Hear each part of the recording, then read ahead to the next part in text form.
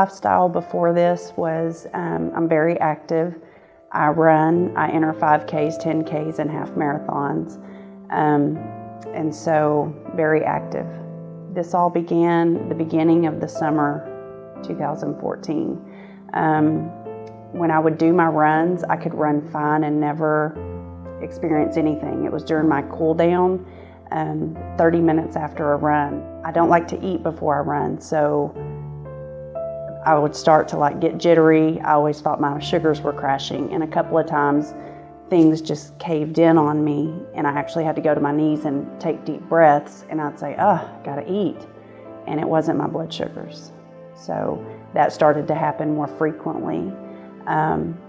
I was mowing in June, and I almost couldn't get through the mow. And it's about an acre that I push mow, because I'm real meticulous about my yard.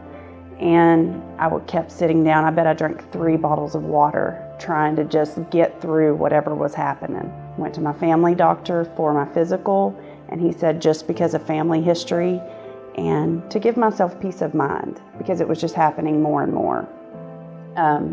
Set me up with Dr. G, a cardiologist here in Wichita Falls, and he put me on a heart monitor, and day 5 of the heart monitor, they called me in Toprol and said, no activity, we need to find out what's going on.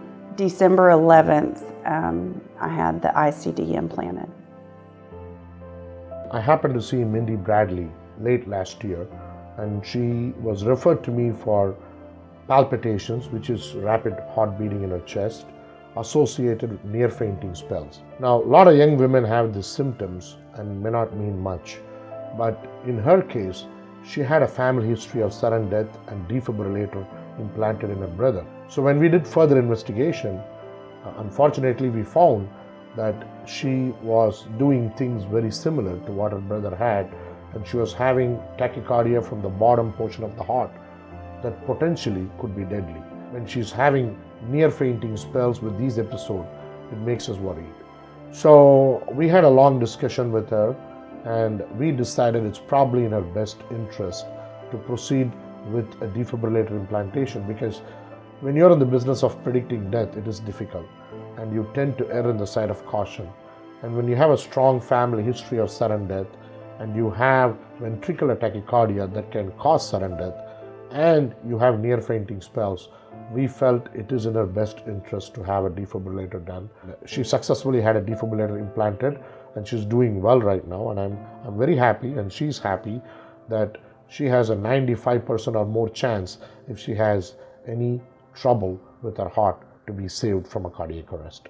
So I'm really happy we were able to help her with this situation. I come from a family of very active and athletic people. My mother taught softball. She played softball. She had a heart attack in '99 and had a triple bypass. She has an ICD also. She has congestive heart failure. My dad is 80, and in '09 he had an ICD implanted. I had a sister in '93. At the age of 32, had a massive heart attack. She left behind 3 children, 3 girls. Her 3 girls, it shattered them. Every Christmas, every birthday, every Mother's Day, every important day that we have that we share with our mother, they don't have that. So when my sister passed at the age of 32, my brother was 24, we all went and had, with our family doctor, an EKG done, and he was sent home. And at 30, he was diagnosed with